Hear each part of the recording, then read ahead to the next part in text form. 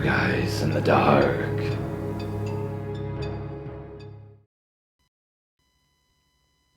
Okay, this totally creeped me out. I worked at a small, privately owned nursing home. A lot of the patients had been there for a long time.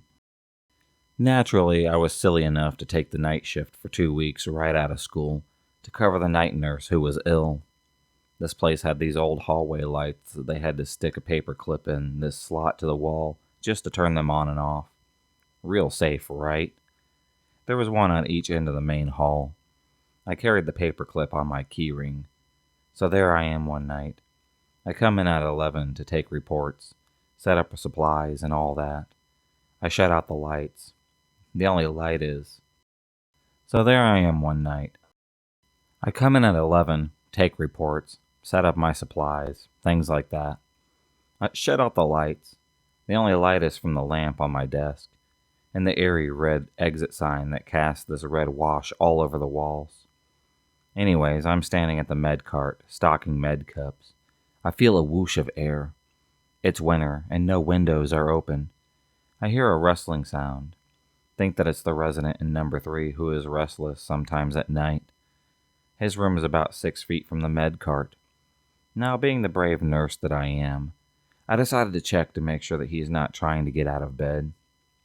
I go over to his room and find that he's sound asleep. I do a bed check, and everyone is sleeping and accounted for. The CNA is in the TV room doing flow sheets. I continue on with my stocking. A little while later, I hear the noise once again, and this time I see a figure out of my peripheral vision. They say spirits present themselves in your peripheral vision. It happened to pass by me into room 3. This time I'm not so brave. I take the CNA in with me, who now thinks that I'm nuts. We creep into the room, find the patient sitting up in his bed having a conversation with someone who isn't in that room. When I ask him who he's talking to, he tells me the man who is sitting in the chair in the corner. Naturally, there's no one in that chair. The aide and I settle him down and then leave the room. At report the next morning, I'm telling the nurse about what had happened.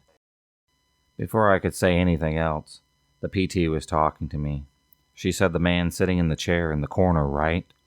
Creepy. Later, I had talked to the usual night nurse who said it happens all the time when she was on. More than one patient had that same experience. I never did get the name of the mysterious man in that corner.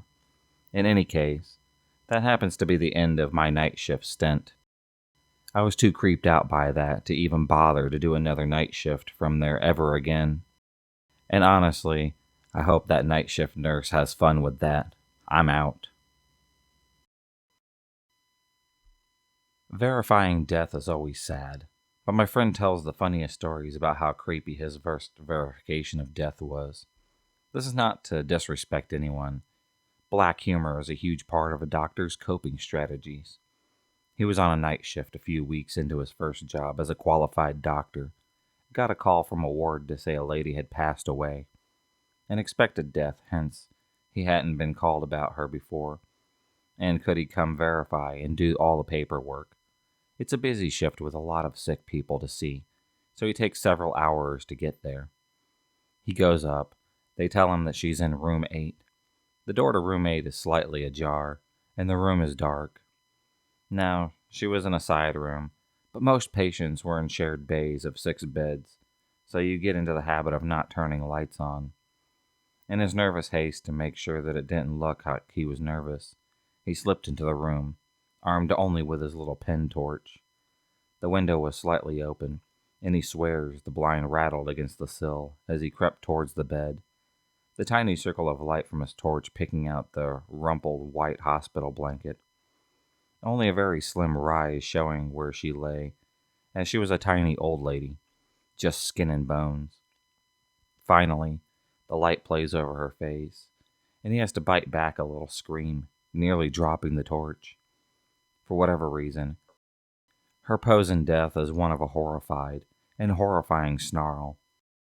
Lips drawn back to bare, like false teeth, the whites of her eyes showing in a fixed blind stare, and both hands up close to her face, curled into claws. slightly overlong nails shining grimly in the small torchlight. Now, to verify a death, the doctor has to listen for a heart and breath sounds for 2 minutes while feeling for a pulse, check for pupil reactions, and check for no response to pain.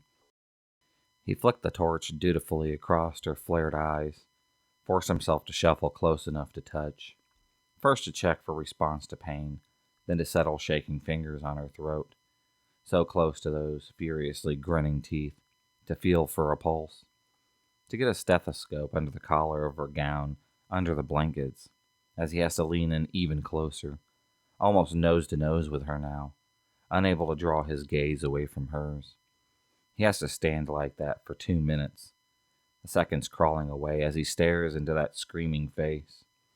He says there's no way that he could have heard a heart or breath sounds, even if she had been alive. All he could hear was his own racing heart in his ears, and a loop in his head. Please don't let her move. Please don't let her move. Oh dear God, please don't move. I was a 13-year-old female who had to go to a hospital to get my spine fixed. Up until the day before I was in a wheelchair, I decided to ditch my parents and enjoy walking while I could after the surgery. I was free for once in my life. I was wandering around the hospital, looking everywhere for nothing in particular, when I wandered near my room to see a middle-aged woman passed out on the floor. I got one of the nearest people to help me. They called a code blue. Since I was really into anything medical, I knew what a code blue was. I stood in horror as I watched the lady being shocked when I couldn't take it.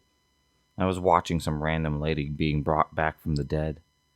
I found the cafeteria, got myself a sandwich from the deli, and sat at an empty seat. A 25-year-old-ish man sat down at the table, which I ignored.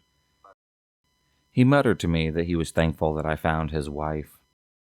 He touched my head, and it really got me creeped out. He said that I had nice hair, and that I was just like, hold the fuck up. I squeezed his arm until he let go of me. I just glared at him. That made him walk away. Then a couple of minutes had passed, and the guy was back with the same sandwich as me. He stated that the setup was not how he imagined our first date. I said, hold up. You go around with other women while your wife is in the hospital dying? That's it. I'm out of here, dude. I found a group of adults who I knew and told them about the whole situation. My dad was among the group, and he angrily stood up and pursued the man pushing him against the wall, yelling so much in his face that he was red. The guy proceeds to say that my dad had a pretty girlfriend, referring to me. And that pushed me over the line, and 13-year-old me had snapped. I told my dad to step aside.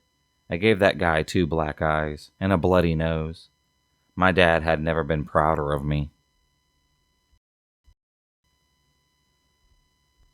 Okay, this is not my story, but something that my sister had witnessed when she was a med student at a level 1 trauma facility.